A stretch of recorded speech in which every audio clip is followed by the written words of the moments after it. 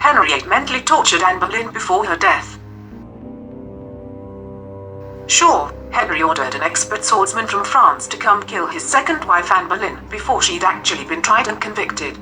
But never mind, in the hope that the death itself would be mostly painless, but he also made the days before her death as emotionally awful as possible.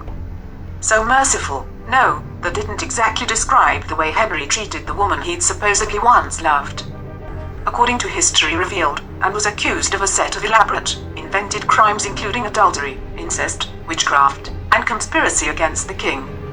Anne was convicted and sentenced to death, but before her execution, she had to watch from her room in the Tower of London while her brother, uncle, and former fiancé were all beheaded on Tower Hill, although some historians think her room was in the wrong part of the tower, and she probably couldn't see anything.